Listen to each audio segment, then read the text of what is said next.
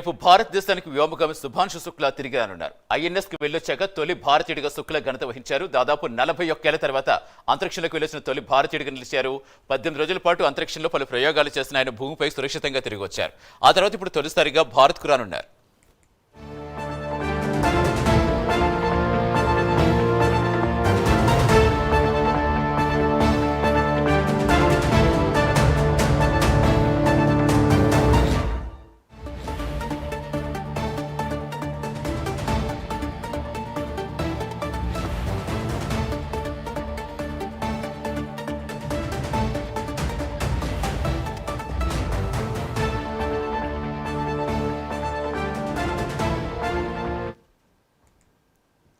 రేపు భారతదేశానికి వ్యోమగామి శుభాంశు శుక్లా తిరిగి రానున్నారు. ఐఎన్ఎస్ కు వెళ్లొచ్చిన తొలి భారతీయుడిగా శుక్లా ఘనత వహించారు.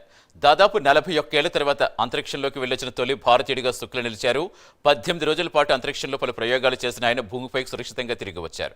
ఇప్పుడు తొలిసారిగా భారత్కు వస్తున్నారు. పూర్తి వివరాలు ఇచ్చేందుకు మా నేషనల్ బ్యూరో చీఫ్ కళా జరుగుతున్న కళ ఏ టైంకి శుభాంశు భారత్కి రాబోతున్నారు? స్వాగత ఏర్పాట్లు ఎలా ఉన్నాయి?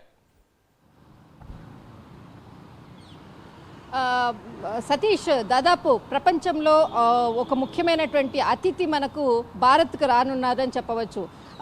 ఎంతో విశ్వవ్యాప్తంగా భారత జాతీయ జెండాను రెపరెపలాడించినటువంటి అంతరిక్ష యాత్రలో ముఖ్యమైనటువంటి వ్యక్తి ప్రధాని నరేంద్ర మోడీ గారు కూడా ఆయన రాక కొరకు వెయిట్ చేస్తున్నటువంటి వ్యక్తి శుభాంశు శుక్లా రేపు ఇండియాకు రానున్నారు. దాదాపు కొద్దిసేపటి క్రితము తన ఎక్స్ ఖాతాలో కూడా ఒక పోస్ట్ చేయడం జరిగింది. ఆ పోస్ట్ చాలా భావోద్వేగమైనటువంటి పోస్ట్ అని చెప్పవచ్చు. ఒక స్మైల్ తోటి తర్వాత అక్కడ ఉండేటటువంటి ఏదైతే ఫ్లోరిడా తన అనుభవాన్ని అనుకోవచ్చు, యాత్రలో తన మిత్రులను తన కెప్టెన్ని అందరినీ కూడా వదిలిపెట్టిపోతున్నట్లుగా, తర్వాత తన కుటుంబ సభ్యులను, తర్వాత తన మిత్రులను, తన దేశంలో ఉన్నట్టు అందరినీ కలవబోతున్నట్టుగా ఒకవైపు మిక్స్డ్గా ఉన్నటువంటి భావాలు, ఇదేనంటే జీవితము అంటూ కూడా ఒక ఎమోషనల్ పోస్ట్ పెట్టినటువంటి సందర్భం అని చెప్పవచ్చు శుభాంశు శుక్లాకి. అయితే దాదాపు మనకు ఫ్లోరిడా నుంచి దాదాపు 18 రోజుల అంతరిక్ష యాత్ర చేసి చరిత్ర సృష్టించినటువంటి 41 సంవత్సరాల తర్వాత భారత జాతీయ జెండాను రెపరెపలాడించినటువంటి శుభాంశు శుక్లా రేపు ఇండియాకు రానున్నారు.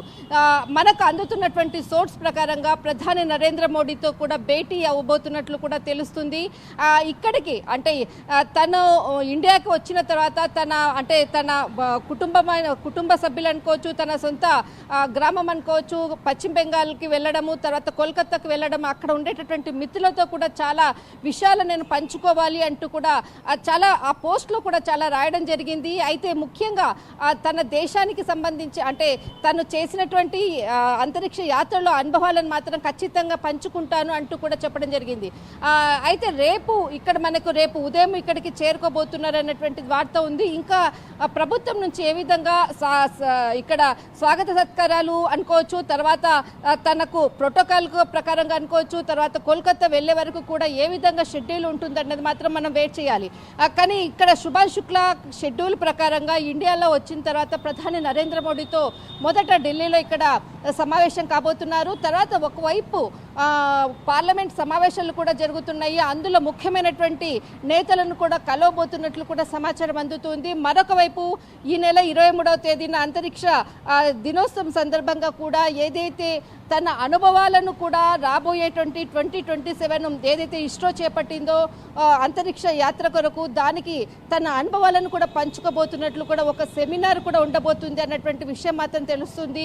మొత్తం మీద మాత్రము తను 18 రోజుల జర్నీలో దాదాపు 60 పైగా ప్రయోగాలు చేసి సక్సెస్ అయినటువంటి విషయాలను తను ఎంతో అంతరిక్ష యాత్రలో కూడా అంటే తను ఎంతో జాగ్రత్తగా వాటిని అన్నిటిని కూడా తీసుకొని భూమి మీదకి వస్తున్నానంటూ కూడా సారే జహాసే అచ్చా హిందుస్థాన్ అమారా అన్నటువంటి ఏదైతే తను హిందీలో కానీ అనర్ఘలంగా చెప్పినటువంటి ప్రధాని నరేంద్ర మోడీతో మాట్లాడినటువంటి అటు స్టూడెంట్స్తో మాట్లాడినటువంటి అన్ని విషయాలను కూడా తను రేపు 23వ తేదీన ఇక్కడ జరగబోయేటటువంటి ఏదైతే సెమినార్లో మాత్రము తన అనుభవాలను పంచుకోబోతున్నారని చెప్పవచ్చు. సతీష్, రైట్.